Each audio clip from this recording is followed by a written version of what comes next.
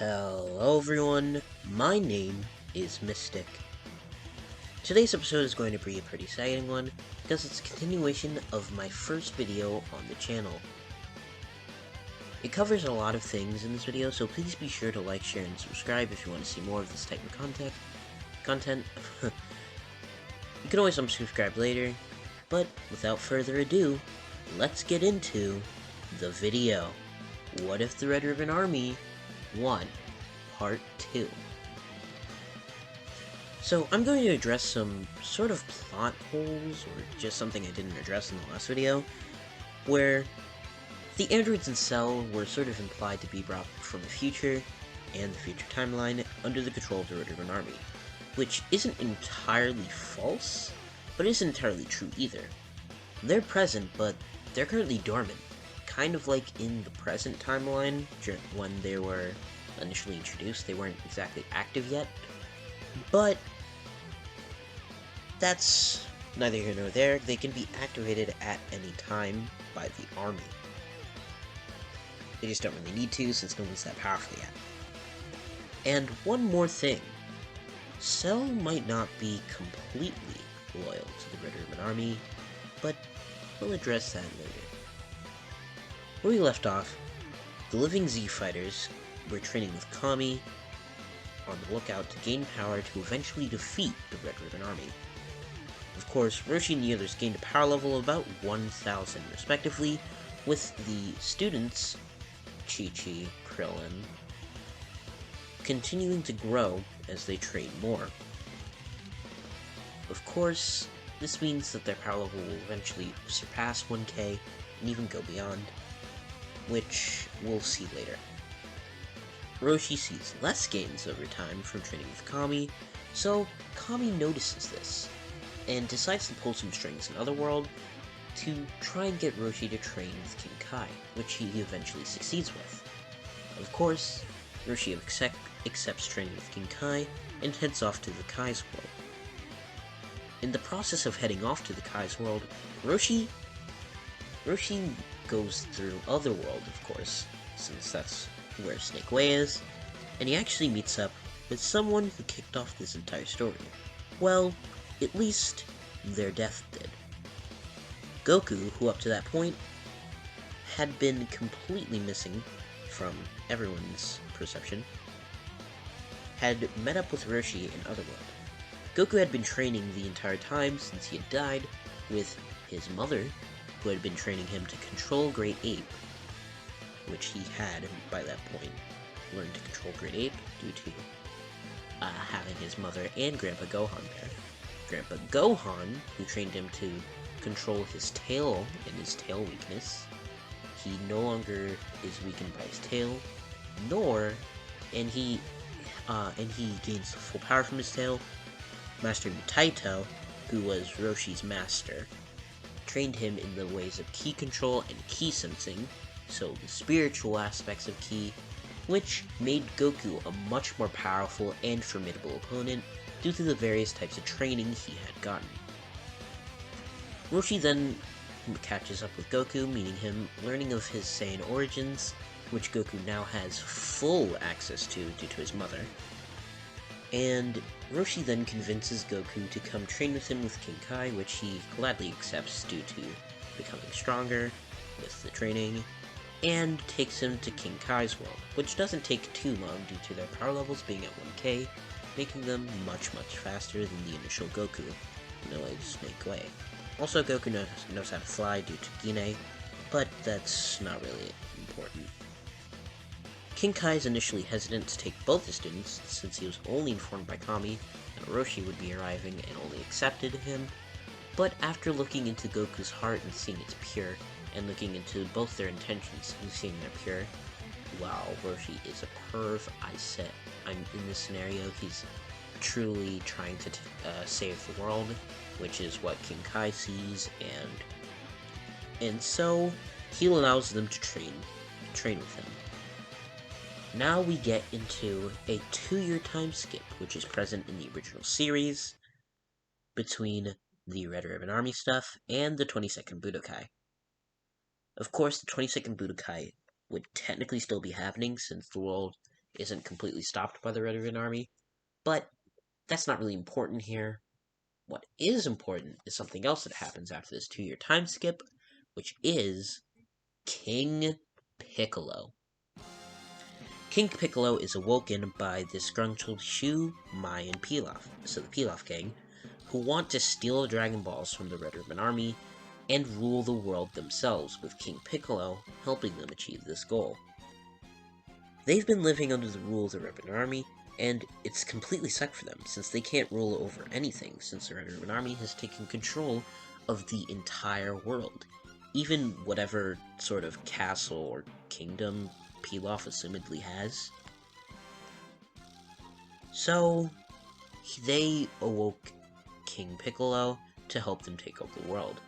Piccolo, however, just completely denies this idea, saying that he should be the one to take over the world through power and fear alone.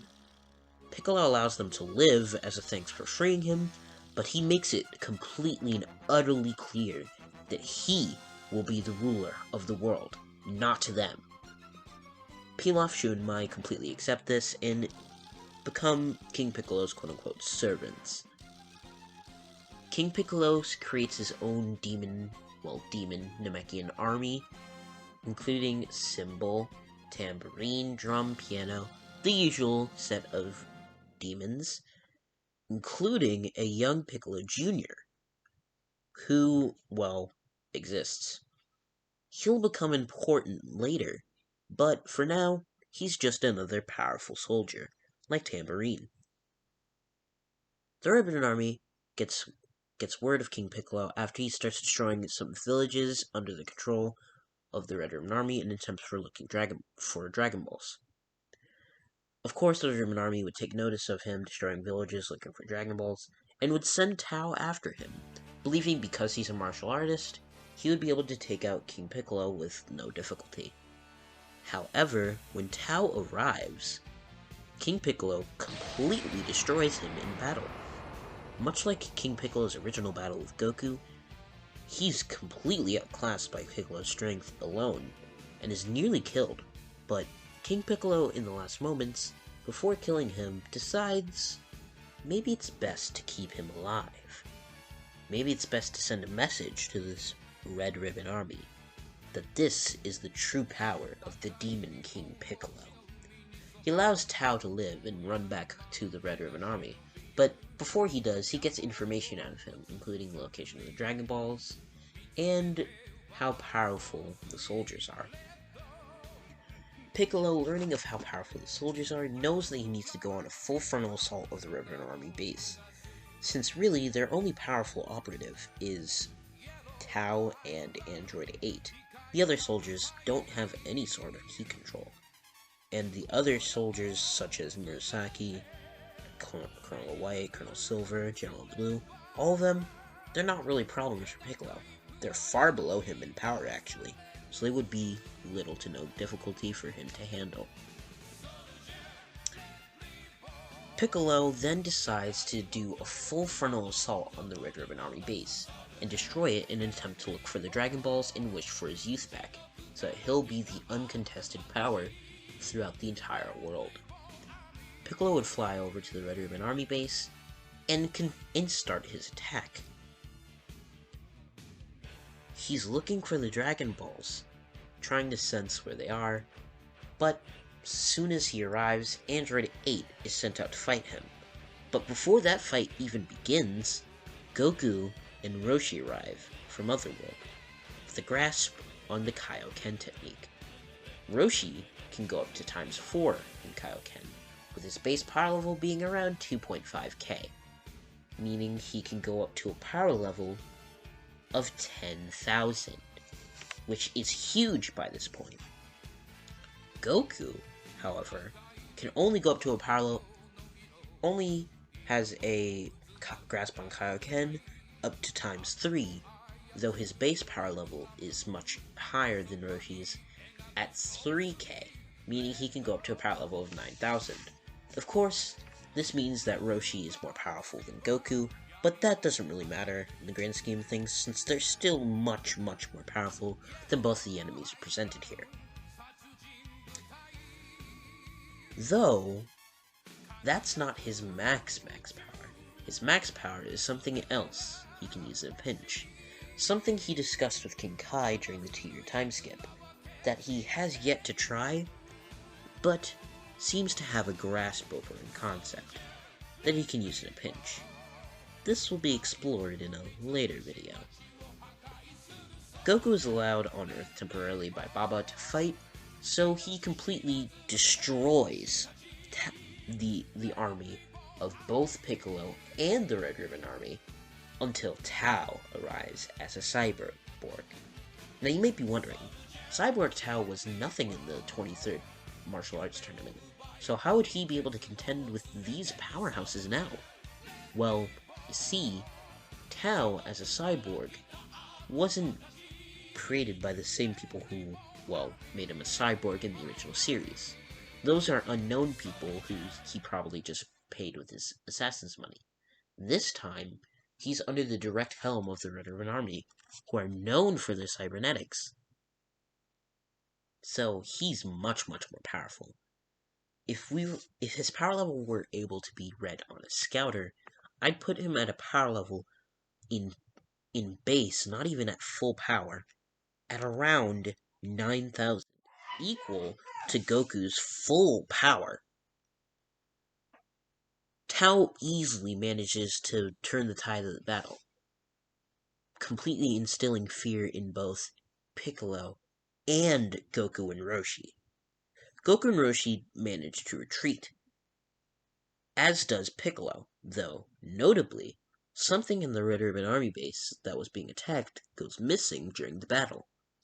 Something of extreme importance to the Red Ribbon Army and their continuous control over the planet. And that something is the Dragon Balls, stolen by Master Roshi. This seems like a very good place to end off. I hope you guys liked the video. Please be sure to like, share, and subscribe, as I said before. This is part 2 of an ongoing series, so if you want to keep up with the series, please turn on the notifications for the bell, and I will see all of you in the next video. Bye!